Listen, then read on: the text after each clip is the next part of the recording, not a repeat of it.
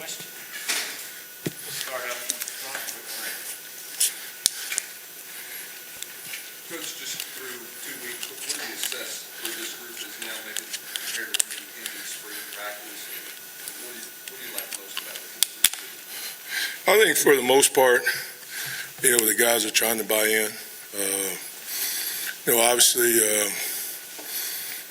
we're a work in progress. There's room for improvement all across the board, including coaching. So we've all got to hold ourselves to a higher standard and understand what that standard is, and just understand that there is no shortcuts to success.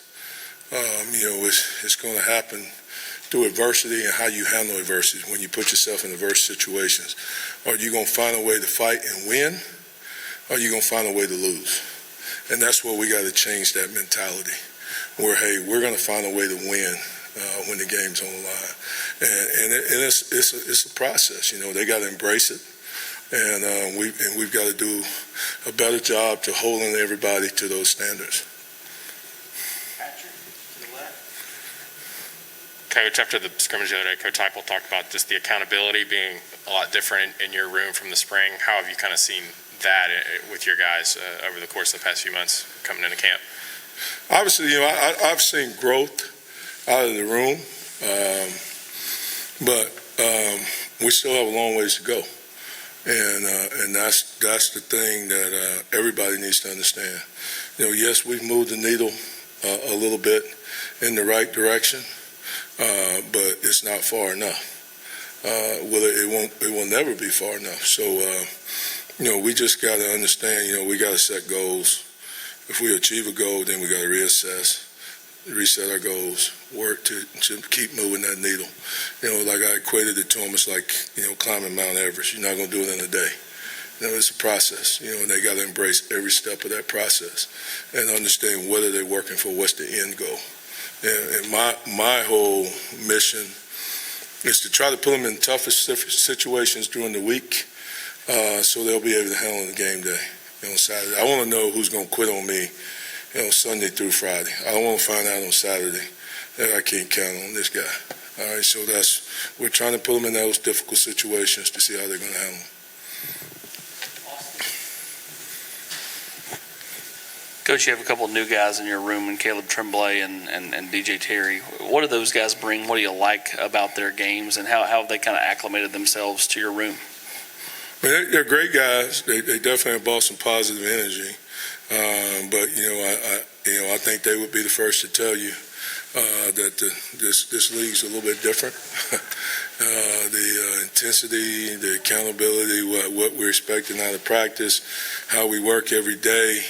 They still have got to get acclimated to the standards and the intensity and how we're going to perform and how we're going to attack the day. And just, I'm never going to be, satisfied with them being average, and I'm not going to apologize to them for pushing them to try to strain them to be great. That's something I will never apologize to them for. Because when they came to Tennessee, they didn't say they wanted to come to Tennessee and be average. Not one of them said I want to come in and be an average player. They all had goals, dreams, aspirations. And it's my job to try to help them reach that. Ryan here to the right, in the air. You mentioned you guys have moved the needle a little bit, made some progress. When you look back at the film, how was the scrimmage performance from your guys up front? Obviously, there was good and bad. I thought we started out, really, really good, and then we died. We didn't finish. We didn't strain. And we got the little motto in our room that we're always grinding for greatness. The only way you're going to achieve greatness is you got to grind for it. You got to strain. And like I tell them, we all have to become comfortable being uncomfortable, and that's what we're trying to do. So we started out really good, did some real good stuff, and then at the end we sort of tailed off, and that's where we got to learn how to strain and fight through. What have you seen from Elijah Simmons so far during camp? He had a good spring, got banged up a little bit, and where's he at right now? Trick question. Elijah, he's working.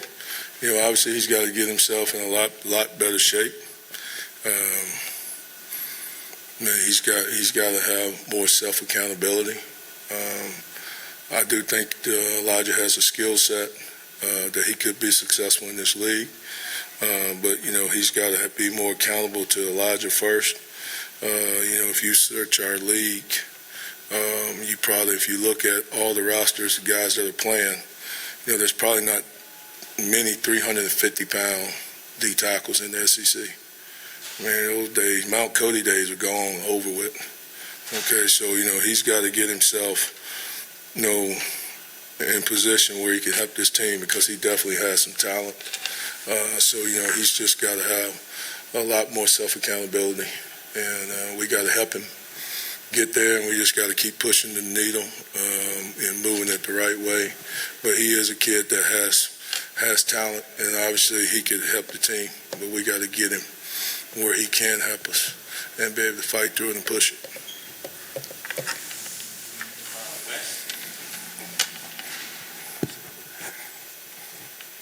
Rodney, you talked about the guys not straining toward the end of practice or the scrimmage. Was that across the board, or were there a few guys who sort of set an example of the way you want to finish?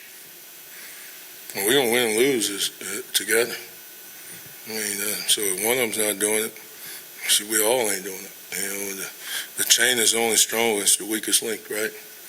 So, like I told them out there today, they can kill us off one by one. If we're splintered like that, we got zero chance.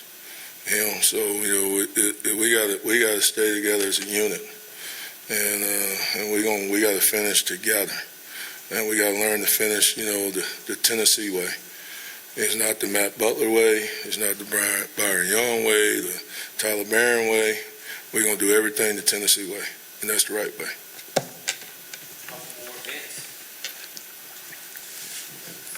You mentioned Tyler Barron, Byron Young. Sometimes you have those Leos there at your position. What have you seen from them, including from a pass rush standpoint? Obviously, they've gotten better. We got to get better with the technical aspects. We've been spending a lot more time working on our pass rush technique. Obviously pass rush, it starts with you get off. It's all about feet and hands. Learning how to flip your hips, just doing those technical things that it takes to be successful, to get on the edge, and then learn how to, dip that inside shoulder, point that knee and toe, and accelerate through and finish on the quarterback. But it all starts with you get off, So, if you got bad get off, that's the difference between a pressure and a sack. So, we've been spending a lot more time here the last 4-day block of practice, focusing on pass rush. And, now we're going into our third block, 4-day block, and, we're trying to split it up. The first 4 was mostly run emphasis. Now we're trying to, balance it up, run and pass, because obviously we got to get good in both areas. So, the Leos, ends, they're all interchangeable. And obviously when we're running our pass rush games, those guys are interchangeable. Then when we also get into our rabbits, we're going to take some outside guys, put them inside. We'll do vice versa. We're going to do everything. So everybody has to know what to do in every position. One of those younger guys, Amari Thomas, how's he looked so far this year, and where does he still need to maybe continue to progress? He's got to get better, playing in a good football position, being a natural knee bender. Obviously, he struggles. He's a taller guy. He's got to learn how to play behind his pads. And that's something that I'm stressing to him every day.